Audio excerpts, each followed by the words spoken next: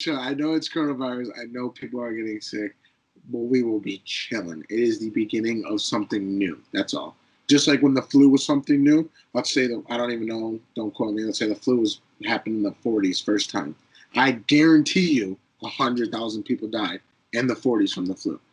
Whatever it was. Yes, look it up real quick. 1918. 1918. I guarantee you. Does it tell you how many people died or no? Like from that first year. Oh, here, I got you. Yeah, look how many people died in 1918 or 1919 from the flu. I guarantee you the numbers are pretty close. Okay, I'm on the CDC website. That's accurate too. If that's another thing, anybody listening to this, please don't watch the news. Go to the CDC website. I guarantee you, coronavirus deaths right now is around 93,000. On the news, it says 150. They inflate the numbers, but we're not going to talk about that. We can talk about that. Oh, we can talk about. We can talk. Listen, we can talk about whatever the fuck we want. Saying, when something like this is happening, don't go to your big news stations. They literally try to scare you. They try to scare you. Why do you think this were cleared with toilet paper, bro? Toilet paper, because one person said you were gonna poop, and everybody bought toilet paper. Like what? Like that doesn't even make sense. CDC website tells you the numbers. They can't lie. Well, they could, but they won't. They won't.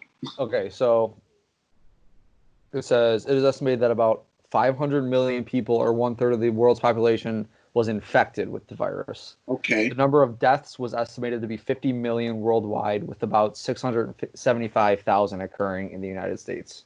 Okay. I think that's total, though. In the total within the first outbreak, like the original outbreak. You know what I mean? So, in the United States, it's at 570,000? 675,000 deaths. Deaths. Okay. We are at 1.2 million infected with corona, and we're at 90,000 deaths. Not even close. We're chilling. I did see to see the numbers. You know what I mean? Like they see the news numbers.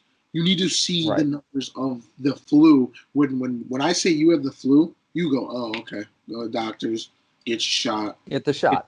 Get some medicine. That's the thing, is we have the vaccine now. Yeah, it just takes a while. Yeah, I mean, that's the thing about mainstream media, though, is their job is to make headlines.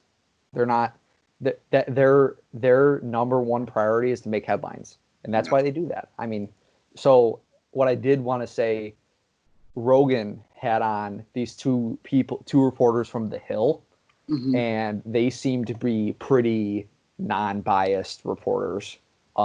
Crystal Ball was the one girl, and I forget the other guy's name, but he just had them on. And if you're looking for the closest to non-biased reporting, I would check them out.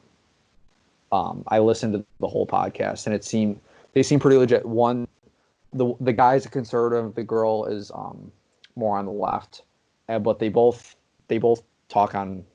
They seem to be very. How do you put it? It doesn't seem like they're one way.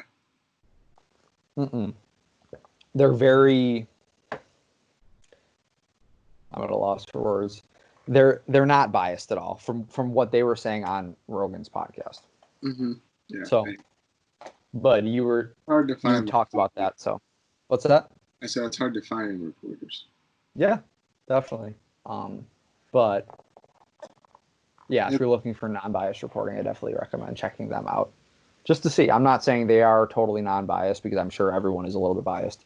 But it's just about reporting in general. I saw a thing on Twitter from some account.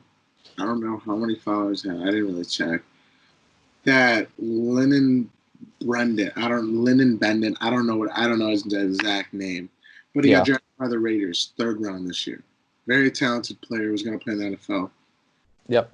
The headline was whatever this kid's name. Arrested, blah blah blah, in search of Youngstown home as a resident with, they found guns. Okay, so they found loaded guns. The title, though, was making it seem like this guy was Pablo Escobar with like 40 AKs and like 80,000 pounds of weed. It wasn't even his Jared. I looked up the article. I looked it up on Google. Yeah. It wasn't even him. It was like he had no.